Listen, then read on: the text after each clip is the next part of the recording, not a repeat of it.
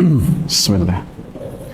Innal hamdalillah nahmaduhu wa nasta'inuhu wa nastaghfiruh wa na'udzu billahi min shururi anfusina wa sayyiati a'malina. Man yahdihillahu fala mudilla lahu wa man yudlil fala hadiya lahu. أشهد أن لا إله إلا الله وأشهد أن محمدا عبده ورسوله. اللهم صل وسلم وبارك على نبينا محمد وعلى آله وصحبه ومن اتبع بهداه إلى يوم القيامة وبعد.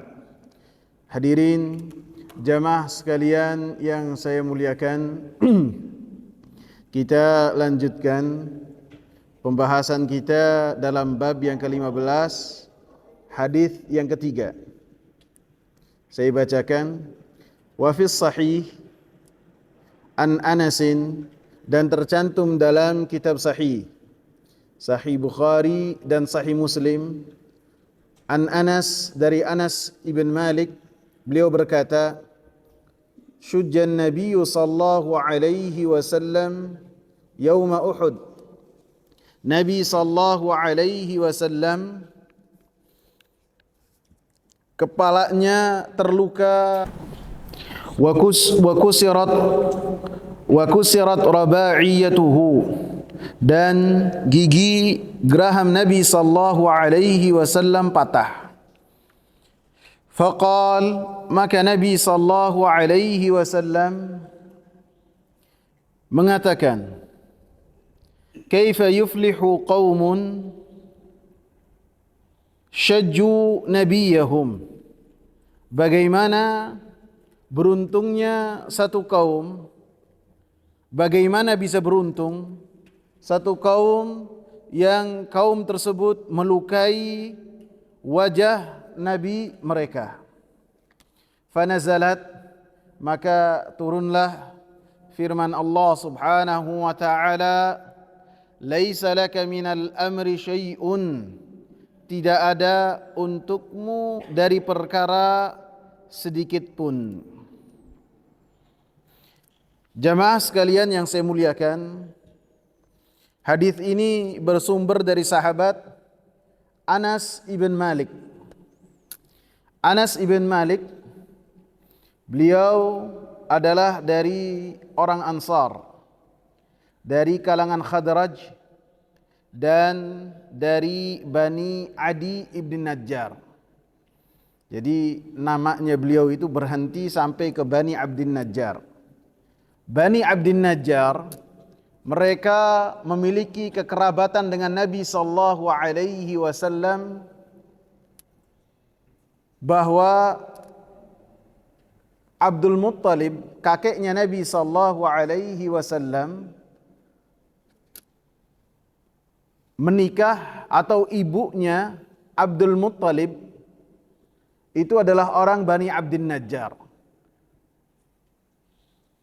Sehingga Anas ibn Malik memiliki hubungan kekerabatan dengan Nabi sallallahu alaihi wasallam dari sisi Abdul Muttalib, dari ibunya Abdul Muttalib. Bahkan terkadang Nabi sallallahu alaihi wasallam memanggil orang-orang Ansar dengan sebutan ya akhwali, wahai saudara-saudaraku dari ibu. Ibu di sini adalah ibunya Abdul Muttalib. Akan tetapi Nabi sallallahu alaihi wasallam memanggil orang-orang Ansar sebagai akhwali, wahai saudara-saudaraku atau paman-pamanku dari ibu. Anas bin Malik, ketika Nabi sallallahu alaihi wasallam datang ke kota Madinah, maka ibu beliau yang bernama Ummu Sulaim, wanita yang sangat cerdas, membawa Anas ibn Malik kepada Nabi sallallahu alaihi wasallam. Anak-anak yang lain sebelum Nabi sallallahu alaihi wasallam datang, mereka sibuk dengan mainan, Maka Ummu Sulaim sebelum Nabi sallallahu alaihi wasallam hijrah dikader terlebih dahulu, diajari cara membaca dan menulis. Sehingga ketika Nabi sallallahu alaihi wasallam sampai ke kota Madinah, orang-orang Ansar berlomba-lomba untuk memberikan hadiah, maka Ummu Sulaim datang kepada Nabi sallallahu alaihi wasallam dengan mengatakan, ya Rasulullah, hadza Anas gulaimun muallam. Wahai Nabi sallallahu alaihi wasallam, ini adalah Anas ibn Malik, putraku yang sudah saya ajari membaca dan menulis. Maka jadikanlah Anas ibn Malik sebagai pembantumu. Maka Anas ibn Malik pun berkhidmah kepada Rasulullah sallallahu alaihi wasallam dari usia 10 tahun, dan ketika berkhidmah kepada Nabi sallallahu alaihi wasallam selama 10 tahun juga. Jadi selama 10 tahun beliau berkhidmah kepada Nabi sallallahu alaihi wasallam. Dan ketika Ummu Sulaim beliau meminta kepada Nabi untuk menerima Anas, tidak sampai berhenti di situ. Ummu Sulaim meminta kepada Nabi sallallahu alaihi wasallam supaya Nabi sallallahu alaihi wasallam mendoakan Anas. Maka Nabi sallallahu alaihi wasallam mengatakan, berdoa kepada Allah, Allahumma akthir malahu wa waladahu wa barik lahu fima a'taitahu. Ya Allah, banyakkanlah harta Anas, banyakkanlah keturunannya, dan berkatilah apa yang kau berikan kepada Anas bin Malik. Dalam riwayat yang lain, Nabi sallallahu alaihi wasallam mengatakan, wa atil umrah, dan panjangkanlah umurnya. Sehingga Anas bin Malik wafatnya itu pada tahun 94 Hijriah. Jadi kalau Nabi datang, usia beliau 10 tahun, kemudian wafat pada tahun 94 Hijriah, berarti usianya lebih dari 100 tahun, 104 tahun. Wa akthir malahu, banyakkanlah hartanya dan banyakkanlah keturunannya. Hartanya sangat banyak, sehingga tidak ada orang yang paling banyak di Madinah hartanya selain Anas. Bahkan perkebunan beliau itu yang lain, panennya itu setahun sekali, beliau setahun bisa 2 kali, 3 kali, dari doanya Nabi sallallahu alaihi wasallam. Dan keturunannya sangat banyak. Bahkan beliau memasukkan keturunannya ke kubur itu lebih dari 40. Lebih dari 40. Jadi yang beliau langsung kuburkan ke pemakaman, ke liang lahat. Berarti keturunannya sangat banyak. Kemudian dalam riwayat lain pun ditambahkan oleh Nabi sallallahu alaihi wasallam, wa adkhilhul jannata, dan masukkanlah ke dalam surga. Sehingga Anas bin Malik, doa-doa yang Nabi panjatkan kepadaku telah saya dapatkan. Wa tamannaitur rabi'ah, saya tinggal menanti yang keempat. Apa itu? Masuk surga. Tinggal menunggu yang keempat. Sehingga selama 10 tahun Anas bin Malik radhiyallahu anhu berkhidmah kepada Nabi sallallahu alaihi wasallam, tentu memiliki banyak ilmu. Lebih-lebih usia beliau sampai panjang sekali. Bertemu dengan tabi'in dan bertemu juga dengan tabi'in yang kecil. Ada tabi'in yang besar, ada tabi'in yang kecil. Bertemu semua dengan Nabi sallallahu alaihi wasallam. Bertemu semuanya dengan Anas ibn Malik. Sehingga Anas ibn Malik berkata kepada muridnya yang bernama Thabit al-Bunani, ya Thabit, khudh anni, ambillah ilmu dariku, fa innaka lan ta'khudha an ahadin awthaqa minni. Karena engkau tidak akan mendapatkan ilmu dari seseorang yang lebih thiqah, lebih kuat hubungannya dengan Nabi sallallahu alaihi wasallam selainku pada zaman itu. Inni akhadtuhu an Rasulillah sallallahu alaihi wasallam. Saya mengambilnya langsung dari Rasulullah sallallahu alaihi wasallam. Wa akhadahu Rasulullah sallallahu alaihi wasallam an Jibril. Dan Nabi sallallahu alaihi wasallam menerima apa yang saya sampaikan itu dari Jibril. Wa Jibrilu akhadahu anillah. dan Jibril menerimanya langsung dari Allah Subhanahu wa taala. Sehingga riwayat yang disampaikan oleh Anas bin Malik radhiyallahu anhu sangat banyak sekali. Kedua dari 7 sahabat besar atau 7 sahabat terbanyak yang menyampaikan hadis kepada umat ini. Ketiga, karena yang pertama Abu Hurairah, yang kedua Abdullah bin Umar, yang ketiga Anas bin Malik. Sebanyak 2286 hadis beliau sampaikan kepada umat ini. Di antara yang beliau sampaikan kepada kita, apa yang terjadi kepada Nabi sallallahu alaihi wasallam dalam peperangan Uhud. Peperangan Uhud terjadi pada tahun ketiga Hijriyah di bulan Syawal.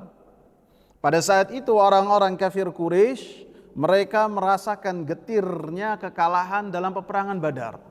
Pembesar-pembesar mereka meninggal dunia.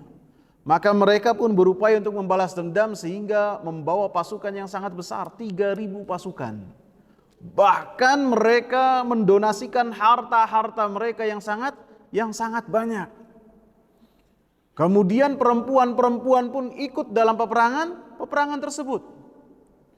Ketika kabar ini sampai kepada Rasulullah sallallahu alaihi wasallam, maka Rasulullah sallallahu alaihi wasallam apabila dalam perkara-perkara yang tidak ada perintah dari Allah Subhanahu wa taala secara langsung yang berkaitan dengan hal tersebut, maka Rasulullah sallallahu alaihi wasallam bermusyawarah dengan para sahabat. Maka Rasulullah memaparkan info yang masuk kepada Rasulullah bahwasanya orang-orang Quraisy datang dengan pasukan yang sangat besar. Pendapat Rasulullah sallallahu alaihi wasallam supaya kita defensif saja di kota Madinah. Akan tetapi sebagian para sahabat yang mereka tidak ikut berperang dalam perang Badar, maka mereka berkeinginan supaya para sahabat dan Rasulullah menemui dan menyambut serangan atau pasukan yang besar dari kota Mekah tersebut.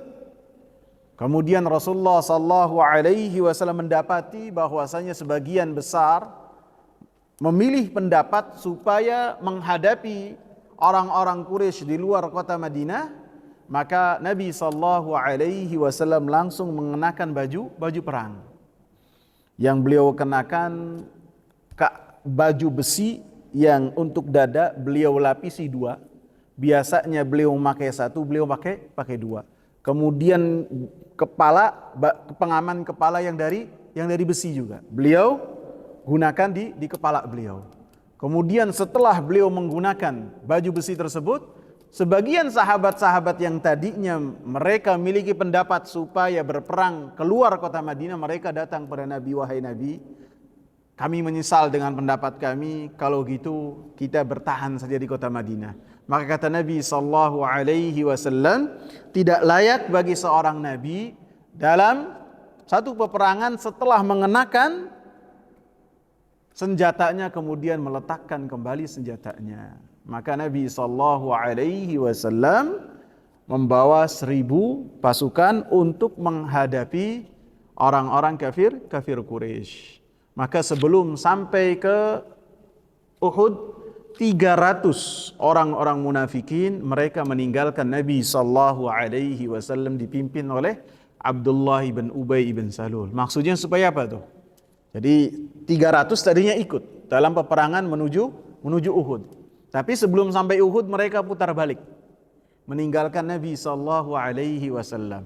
Upaya mereka untuk menjadikan mental Nabi dan para sahabat supaya jatuh dan kalah sebelum berperang. Kemudian Nabi sallallahu alaihi wasallam menyusun strategi. Memerintahkan 50 pemanah untuk mereka berdiam di bukit, saya lupa nama bukitnya apa, kemudian diberikan nama dengan Jabalur Rumah, bukit pemanah. 50 pemanah tersebut fungsinya untuk melindungi punggung para sahabat jangan sampai ada serangan dari belakang.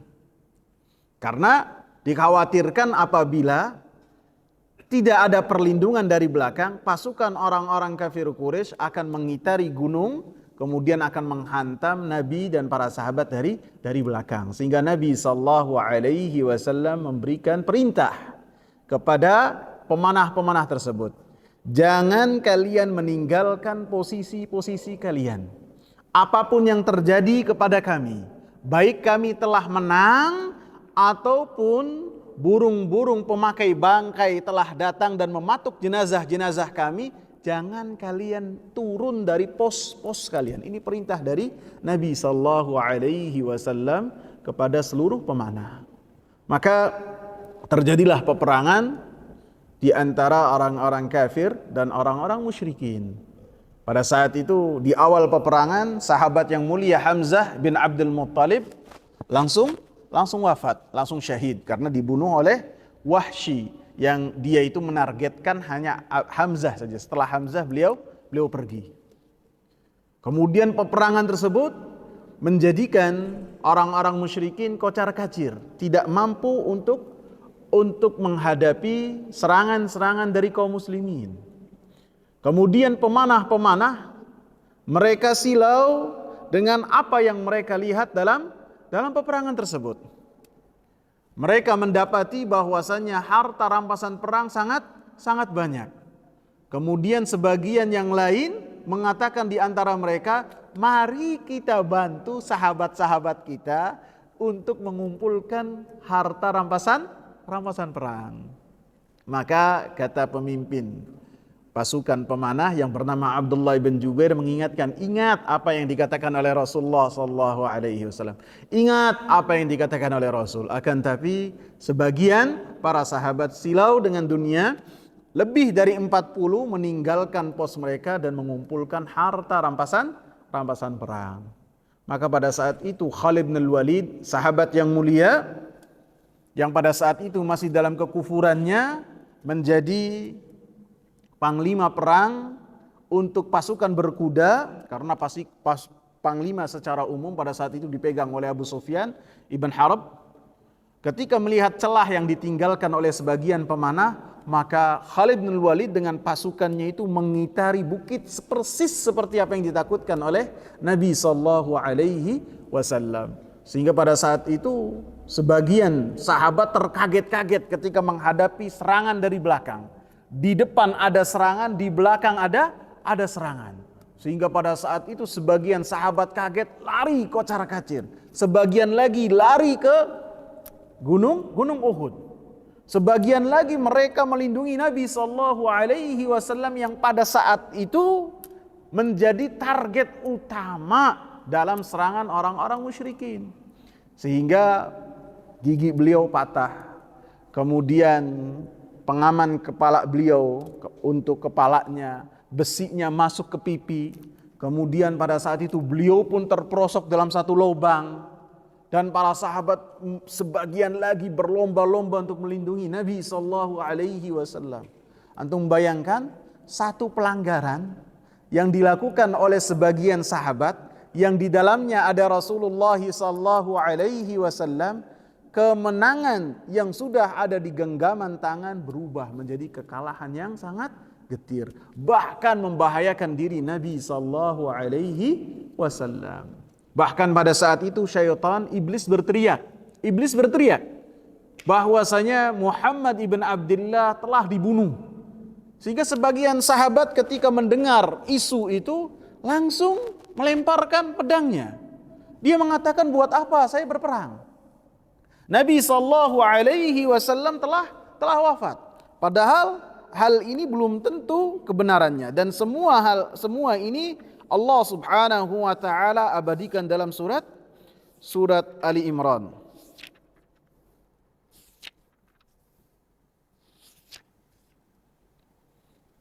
Allah Subhanahu wa taala katakan, "Wa ma Muhammadun illa rasulun qad khalat min qablihi ar-rusul." Dan bukanlah Nabi Muhammad sallallahu alaihi wasallam kecuali seorang rasul. Qad khalat min qablihi ar-rusul, dan telah berlalu sebelumnya rasul-rasul. Surat Ali Imran ayat 144. Afa immata aw qutilan qalabtum ala a'qabikum? Apakah apabila Muhammad itu wafat dan dibunuh, kalian kembali ke dalam kekufuran? Wa man yanqalib ala aqibaihi falan yadurrallaha syai'a. Dan siapa yang kembali kepada kekufuran maka tidak akan memberikan mudarat kepada Allah Subhanahu wa taala sedikit pun. Sehingga pada saat itulah Nabi sallallahu alaihi wasallam mengusap wajah beliau ketika beliau tersakiti dengan apa yang beliau terima. Beliau tersakiti bahwasanya beliau menyeru kepada kaumnya supaya mereka selamat di dunia dan di akhirat. Kemudian mereka balas dengan pukulan. Mereka balas dengan serangan-serangan yang mematikan kepada Nabi sallallahu alaihi wasallam. Maka Nabi sallallahu alaihi wasallam mengatakan, "Kaifa yuflihu qaumun syajju nabiyahum?" Bagaimana akan beruntung satu kaum ketika mereka melukai wajah nabi-nabi mereka. Nabi sallallahu alaihi wasallam seakan-akan mengatakan bahwasanya bagaimana mereka akan selamat, bagaimana mereka akan mendapatkan hidayah, bagaimana mereka akan apabila taubat-taubatnya diterima oleh Allah Subhanahu wa taala. Artinya mereka akan binasa di atas kekufuran, mereka juga akan binasa di atas kehinaan karena telah melukai Nabi sallallahu alaihi wasallam. Karena apa yang ditanyakan oleh Nabi sallallahu alaihi wasallam artinya pengingkaran dari Nabi sallallahu alaihi wasallam. Tidak mungkin orang-orang tersebut akan mendapatkan keselamatan, akan mendapatkan keberuntungan. Maka Allah Subhanahu wa taala langsung mengatakan kepada Nabi Muhammad sallallahu alaihi wasallam, "Laisa laka minal amri syai'un." Tidak ada perkara sedikit pun yang berkaitan dengan mereka. Tidak ada yang kau miliki sedikit pun yang berkaitan dengan permasalahan-permasalahan mereka, perkara-perkara mereka. Artinya, apakah mereka orang-orang kafir, orang-orang musyrikin yang mereka berada di hadapan engkau, yang mereka mencelakakan engkau, apakah mereka selamat, ataukah mereka mendapatkan keberuntungan, ataukah mereka mendapatkan hidayah, ataukah ketika taubat-taubatnya diterima oleh Allah Subhanahu wa taala, maka Allah Subhanahu wa taala langsung katakan, "Laisa laka minal amri syai'un." Tidak ada hak engkau sedikit pun yang berkaitan dengan perkara tersebut, mengurusi akhir hayat manusia. Apakah mereka selamat?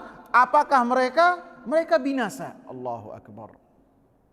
Ini menunjukkan bahwasanya kewajiban Nabi Muhammad sallallahu alaihi wasallam hanya menyampaikan saja. Menyampaikan dari Allah Subhanahu wa taala. Nabi sallallahu alaihi wasallam tidak memiliki hak apapun yang berkaitan dengan urusan-urusan manusia ataupun pengaturan alam semesta. Sehingga dari kisah ini menunjukkan yang berkaitan dengan pembahasan kita bahwasanya Nabi Muhammad sallallahu alaihi wasallam tidak berhak sedikit pun untuk mendapatkan penyembahan dari umatnya. Nabi sallallahu alaihi wasallam hanya menjelaskan tentang bagaimana cara manusia untuk beribadah kepada Allah Subhanahu wa taala. Adapun ketika seseorang beribadahnya langsung kepada Allah Subhanahu wa taala, tidak boleh dipalingkan kepada siapapun termasuk kepada Nabi Muhammad sallallahu alaihi wasallam. Karena Nabi Muhammad sallallahu alaihi wasallam termasuk apa yang dikatakan oleh Allah Subhanahu wa taala, selain Allah Subhanahu wa taala tidak memiliki manfaat untuk dirinya, bahkan untuk orang lain. Tidak memiliki mudarat untuk dirinya dan untuk orang lain tidak. Sehingga apabila Nabi sallallahu alaihi wasallam memiliki hal tersebut, maka beliau akan selamat dari setiap mara bahaya sedikit pun. Allah Subhanahu wa taala katakan dalam surat Al-A'raf ayat 188, "Qul la amliku li nafsi naf'an wa la darran illa ma syaa Allah." Katakanlah wahai Nabi Muhammad untuk menjelaskan kepada umat bahwasanya ibadah itu hanya kepada Allah.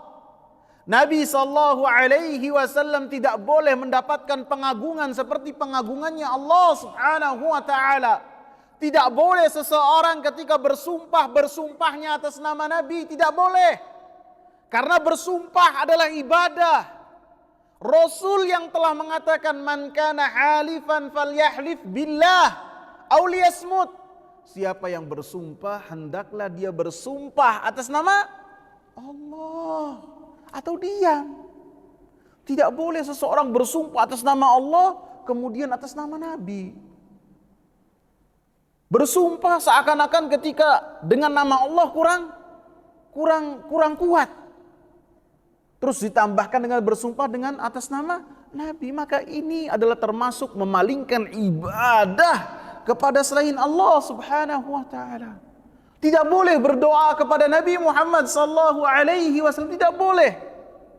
Karena para sahabat ridwanullahi alaihim ketika setelah Nabi sallallahu alaihi wasallam wafat, ketika mereka kesusahan, langsung berdoanya kepada Allah Subhanahu wa taala.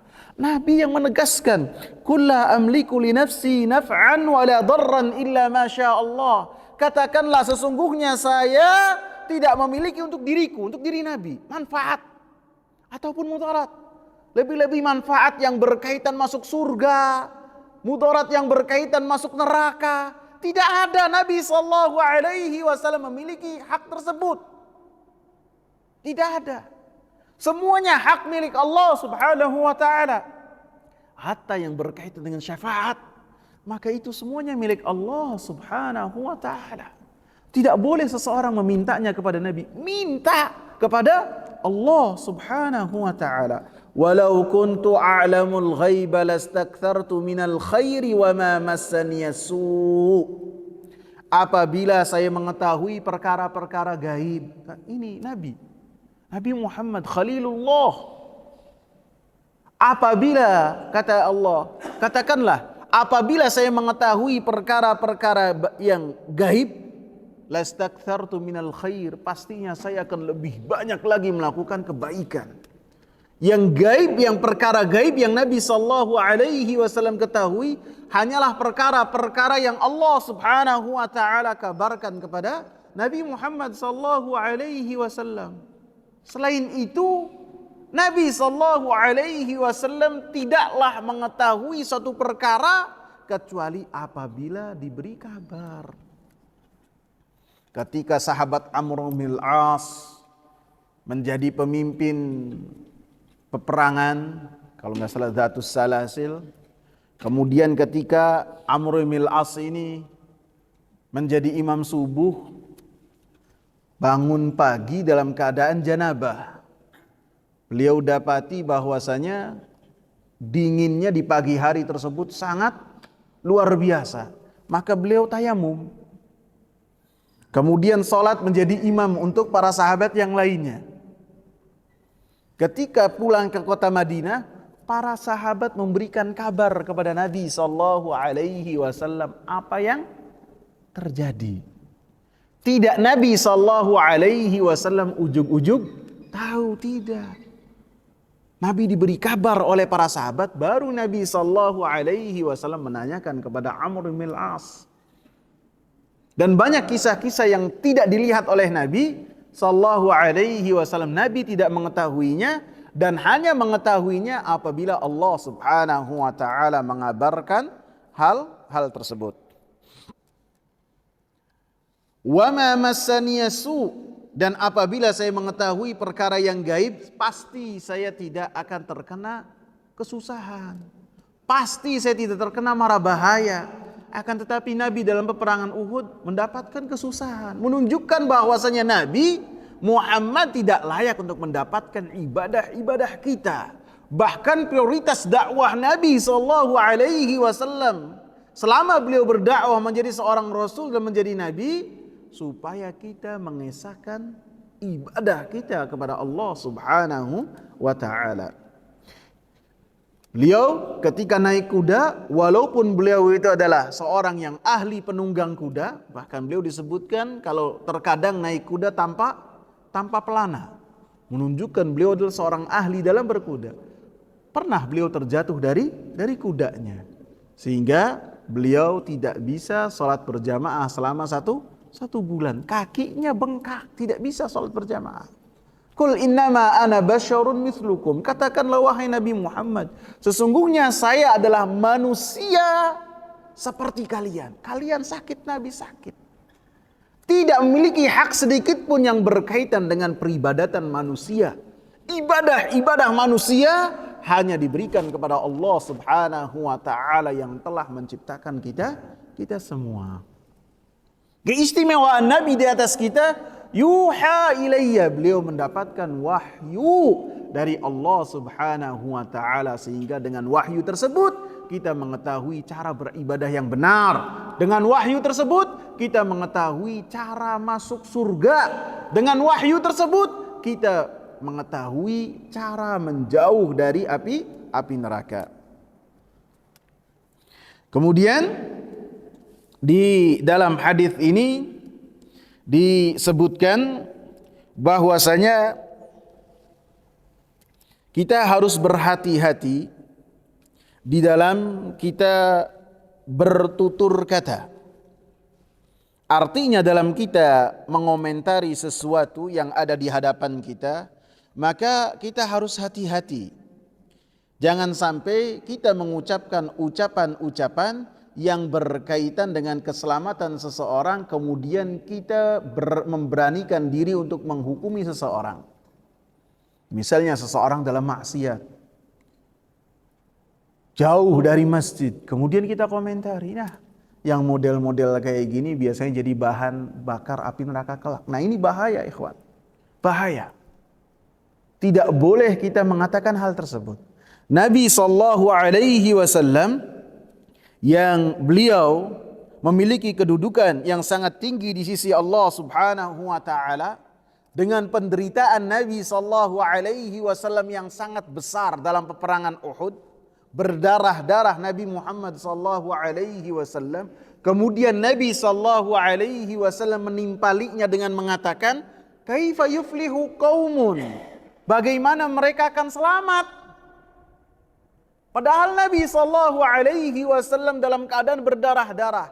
Langsung Allah Subhanahu wa taala tegur hal tersebut.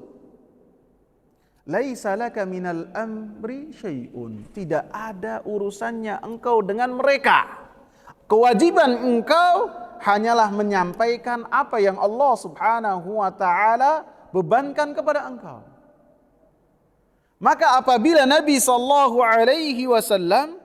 mendapatkan teguran langsung dari Allah Subhanahu wa taala ketika dalam peperangan Uhud yang berkaitan dengan keselamatan seseorang, maka gimana dengan selain Nabi SAW? Maka harus lebih hati-hati lagi. Ketika Nabi Muhammad mengatakan kaifa yuflihu qaumun, bagaimana mereka akan selamat? Padahal di dalam pasukannya orang-orang musyrikin Quraisy dalam peperangan Uhud ada siapa? Khalid bin Walid. Ada siapa? Ada Amr bin Al-As. Ada siapa lagi? Abu Sufyan. Banyak. Ada Hindun ibn Uqbah. Banyak. Yang kemudian mereka memeluk Islam dengan Islam yang luar biasa, yang baik. Dan keislaman mereka pun termasuk dari apa yang Allah katakan, radhiyallahu anhum wa radu an. Mereka mendapatkan ridha dari Allah Subhanahu wa taala. Jadi kita tidak boleh ketika mendapati seseorang dalam keadaan bergelimang dalam kemaksiatan kemudian kita mengomentari dengan kita menyatakan bahwasanya mereka akan jauh dari rahmatnya Allah Subhanahu wa taala. Maka ini adalah sesuatu yang sangat berbahaya sekali. Tidak boleh. Tidak boleh kita menghukumi seseorang bahwasanya mereka tidak akan selamat, karena kita lihat bahwasanya orang tersebut di dalam kemaksiatan. Tidak boleh. Tidak boleh kita berputus asa dari rahmat Allah Subhanahu wa taala. Bisa jadi apabila orang yang dalam keadaan bermaksiat itu mendapatkan setengah dari hidayah yang Allah Subhanahu wa taala berikan kepada kita, maka bisa jadi akan lebih baik daripada kita sekarang ini. Tidak boleh kita menghukumi seseorang. Harus berhati-hati dalam bertutur kata. Setiap apa yang kita ucapkan akan kita tanggung jawabkan di hadapan Allah Subhanahu wa taala, lebih-lebih yang berkaitan dengan menghukumi orang lain. Dalam kisah-kisah umat-umat yang lalu, ada dua orang yang mereka memiliki kekerabatan atau sangat dekat. Yang satu ahli ibadah, yang satu ahli maksiat. Maka yang ahli ibadah ini tidak bosan-bosan memberikan nasihat kepada yang ahli maksiat. Sampai yang ahli maksiat itu bosan dengan nasihat-nasihat dia. Kata yang ahli maksiat, apakah engkau itu diutus oleh Allah untuk mengawasi saya? Akhirnya yang ahli ibadah ini marah. Dia mengucapkan apa? Wallahi la yaghfirullahu li fulan. Demi Allah, Allah Subhanahu wa taala tidak akan mengampuni dia, si fulan. Dalam riwayat lain, tidak akan memberikan ampunan kepada engkau. Maka pada hari kiamat, ketika Allah Subhanahu wa taala kumpulkan keduanya, Allah katakan untuk ahli maksiat ini masuk surga dengan rahmat Allah Subhanahu wa taala, dan yang ahli ibadah Allah Subhanahu wa taala masukkan api neraka. Karena apa Allah katakan, "Man dzalladzi yata'alla 'alayya alla aghfira li fulan?"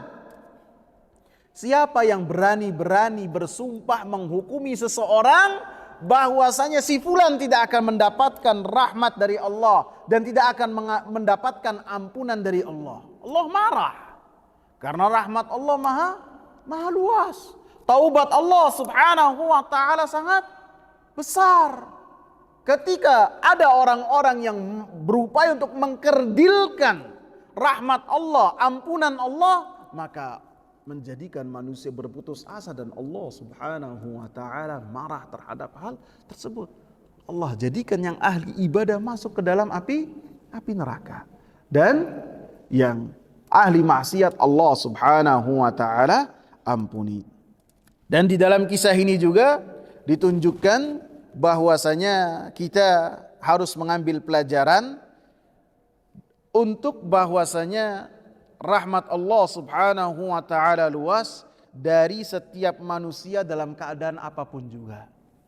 Kisah Umar bin Khattab radhiyallahu anhu, yang mana beliau masuk Islam pada tahun ke-6 kenabian. Umar bin Khattab termasuk orang yang sangat keras kepada kaum muslimin. Sangat keras kepada kaum muslimin yang lemah. Beliau termasuk eksekutor. Bahkan ada selorohan di antara para sahabat-sahabat yang lemah. Umar bin Khattab tidak akan masuk Islam kecuali apabila keledai bapaknya baru masuk Islam, baru Umar masuk Islam. Jadi sangat luar biasa. Mereka tidak akan terbayangkan sedikit pun di kepala mereka bahwasanya Umar itu akan masuk Islam. Allah Subhanahu wa taala penuhi doa Nabi ketika berdoa kepada Allahumma a'izzal Islam bi ahadi Umarain. Ya Allah, muliakan agama ini dengan salah satu di antara dua Umar. Umar bin Khattab atau Amr bin Hisham yang biasa disebut Abu Jahal. Maka Allah Subhanahu wa taala pilih Umar bin Khattab dan menjadi orang yang kedua di dalam umat ini terbaik setelah para nabi dan para rasul. Yang pertama Abu Bakar, yang kedua Umar ibn al-Khattab radhiyallahu anhu. Kita masuk ke dalam hadis yang berikutnya serupa.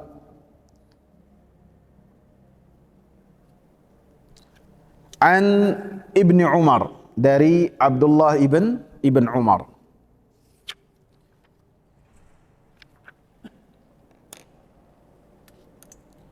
annahu sami'a Rasulullah sallallahu alaihi wasallam yaqulu idza rafa'a ra'sahu minar ruku'i fi rak'atil akhirati minal fajr.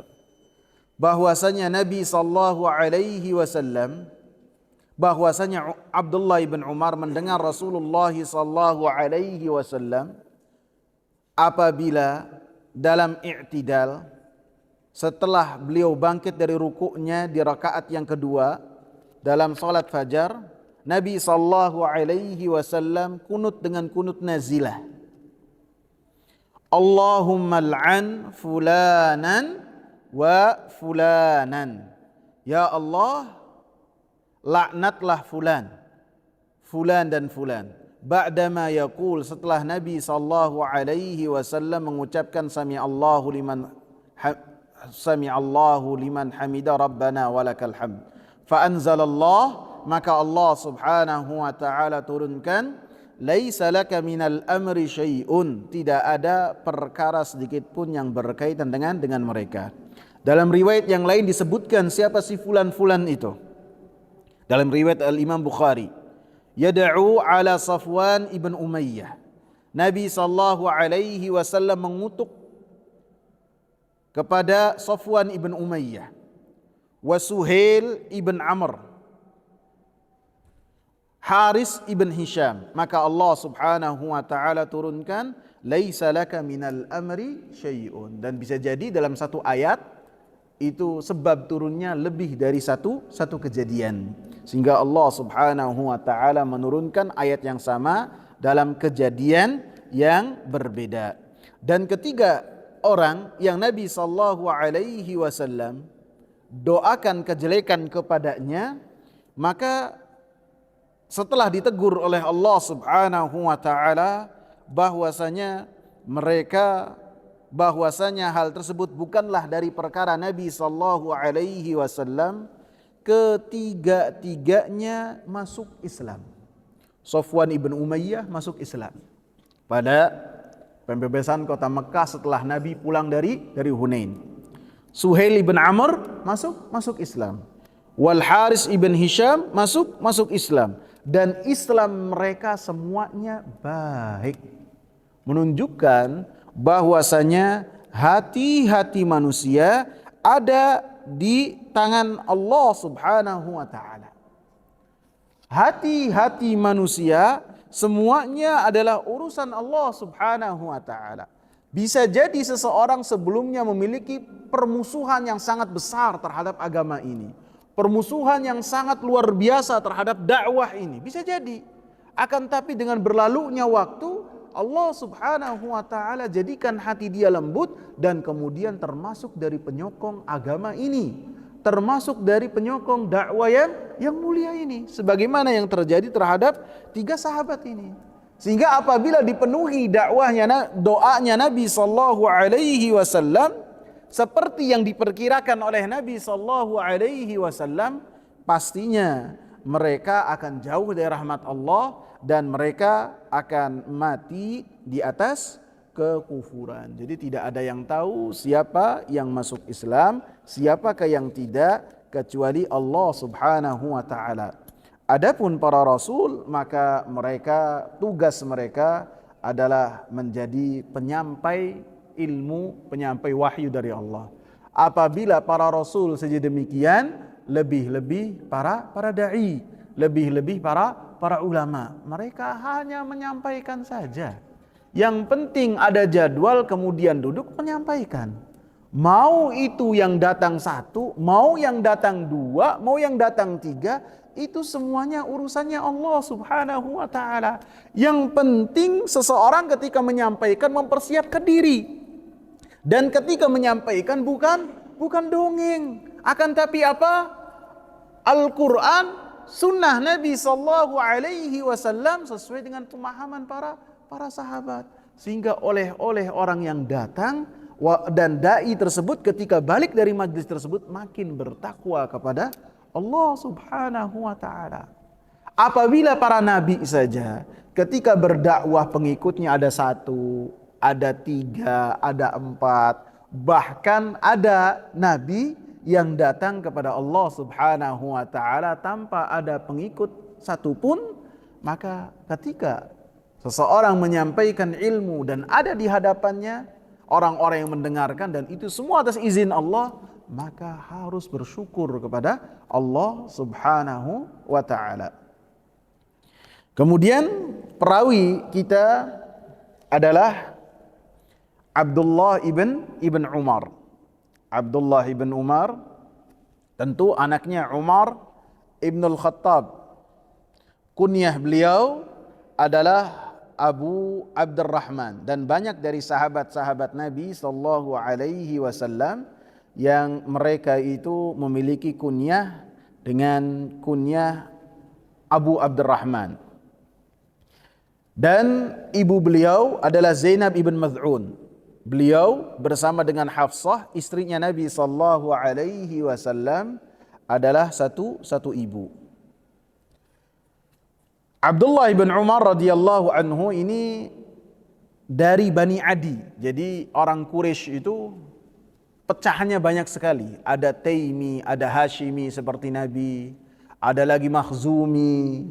Dan Nabi sallallahu alaihi wasallam ketika menikah istri yang 11, beliau menikahi dengan cabang-cabang keluarga yang berbeda.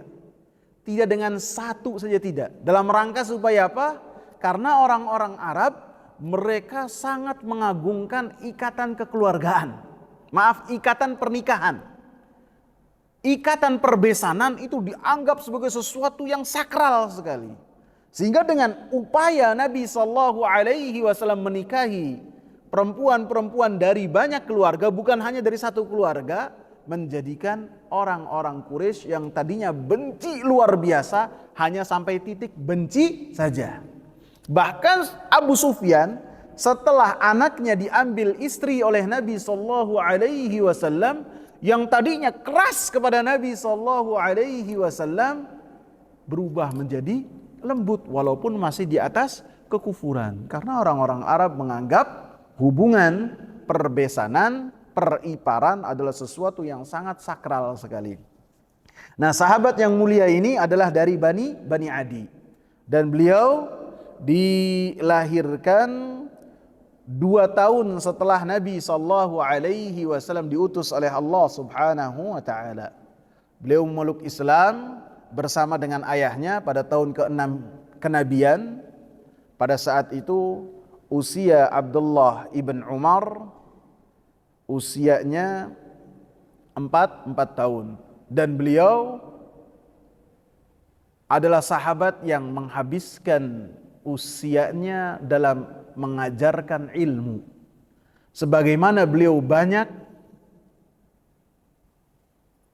belajar dari Nabi sallallahu alaihi wasallam, banyak belajar dari sahabat-sahabat yang besar, sahabat-sahabat senior.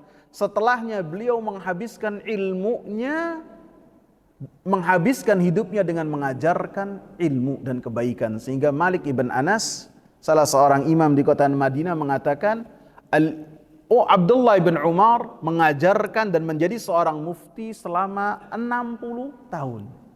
60 tahun. Dan beliau meriwayatkan hadis sebanyak 2.630 hadis. Kalau Anas ibn Malik adalah 2.286, maka di atas dari Anas ibn Malik adalah sahabat Abdullah ibn Umar. Beliau meriwayatkan sebanyak 2.260 hadis. Maaf, 2.630 hadis. Dan beliau ibadahnya luar biasa. Karena Rasulullah sallallahu alaihi wasallam mengatakan, "Ni'mar rajulu Abdullah law kana yaqumul lail." Abdullah itu adalah orang yang paling luar biasa, maksudnya Abdullah ibn Umar, apabila Abdullah ini sholat malam. Maka setelah itu Abdullah ibn Umar tidak pernah meninggalkan sholat malam. Bahkan di malam hari tidur beliau itu seperti tidur ayam. Kalau kita kan bilang tidur ayam, ayamnya tidur, kitanya tidur kan. Kalau sahabat Abdullah ibn Umar benar-benar seperti ayam, tidur bangun. Begitu tidur bangun terus sholat. Dan ini yang beliau lakukan. Dan beliau pun ibadahnya luar biasa. Sahabat yang mulia. Bahkan beliau dalam menafkahkan hartanya di jalan Allah Subhanahu wa taala sangat banyak sekali. Banyak kisah-kisah yang menunjukkan kedermawanan beliau. Disebutkan oleh Nafi'. Nafi' ini murid beliau, budak beliau, akan tetapi diangkat menjadi murid, dibebaskan menjadi murid. Disebutkan bahwasanya Abdullah bin Umar suatu ketika makan bersama dengan teman-temannya di padang pasir. Kemudian ketika beliau sudah menyiapkan sufrah, makanan untuk disantap, pada saat itu melewati beliau seorang budak belian dengan mengembala kambing. Maka Abdullah bin Umar mengatakan, silakan untuk makan bersama kami. Maka si budak belian mengatakan, ini shaim, saya ini lagi berpuasa. Kaget Abdullah bin Umar. Kata Abdullah bin Umar, panas terik kayak gini dan engkau mengembala, engkau berpuasa. Allahu Akbar. Kata si pengembala, saya hanya mengisi hari-hari saya yang kosong. Emang rutinitas saya seperti ini, jadi kuat. Maka setelahnya Abdullah bin Umar menguji iman orang ini, kejujuran orang ini. Gimana kalau saya beli 1 ekor kambing? Kata orang ini, kambing ini bukan milik saya, punya majikan saya. Kata Abdullah bin Umar, majikan kamu mana tahu 1 dari ratusan ekor kambing yang kamu pegang. 1 saja saya beli. Maka kata si pengembala kambing, Aina Allah? Di mana Allah? Itu orang sekelas Abdullah bin Umar dibilang Aina Allah, padahal beliau sudah paham bahwasanya hal ini yang beliau lakukan hanya menguji saja. Beliau mengulang-ulang, Aina Allah? Aina Allah? Aina Allah? Aina Allah? Di mana Allah kalau saya melakukan hal ini? Maka Abdullah bin Umar langsung membeli budak belian ini. Dibeli oleh beliau, dicari majikannya, dibeli. Setelahnya kambing-kambing yang dimiliki oleh majikan tersebut dibeli lagi oleh Abdullah ibn Umar. Setelah si budak dibeli, dimerdekakan. Kambing-kambing yang tadinya milik si majikan diberikan kepada budak belian yang sudah dimerdekakan oleh Abdullah ibn Umar. Masya Allah, kedermawanan yang luar biasa. Para sahabat, mereka telah dilatih oleh Rasulullah sallallahu alaihi wasallam dan ditarbiyah oleh Rasulullah sallallahu alaihi wasallam bahwasanya dunia hanya sampai di tangan saja, tidak masuk ke dalam hati, sehingga cintanya terhadap dunia, cinta seseorang karena dunia, benci seseorang karena dunia. Tidak, para sahabat jauh dari hal-hal tersebut. Prioritas hidup mereka, Rabbana atina fid dunya hasanah wa fil akhirati hasanah. Selamat di dunia mendapatkan kebaikan, mati dalam keadaan husnul khatimah, dan di akhirat kelak mendapatkan kebaikan, keselamatan, dan diselamatkan oleh Allah dari api neraka dan dimasukkan ke dalam surga. Dan beliau wafat pada tahun 73 ataupun 74 Hijriah. Ketika beliau berada di Mina dalam menunaikan ibadah haji dalam rangka membela sunnah Rasulullah sallallahu alaihi wasallam yang pada saat itu seringkali dilalaikan oleh para penguasa Bani Umayyah. Mereka senantiasa memundur-mundurkan waktu salat, mengakhirkan waktu salat. Maka Abdullah bin Umar memerintahkan muadzin untuk azan. Maka pada saat itu Hajjaj bin Yusuf tidak suka dengan perbuatan Abdullah bin Umar, memerintahkan salah seorang pasukannya untuk menusuk kakinya Abdullah bin Umar dengan tombak yang sudah dilumuri dengan racun. Tidak lama kemudian Abdullah bin Umar wafat. Wallahu taala a'lam. Subhanakallahumma bihamdika asyhadu an la ilaha illa anta astaghfiruka wa atubu ilaik. Assalamu alaikum warahmatullahi wabarakatuh.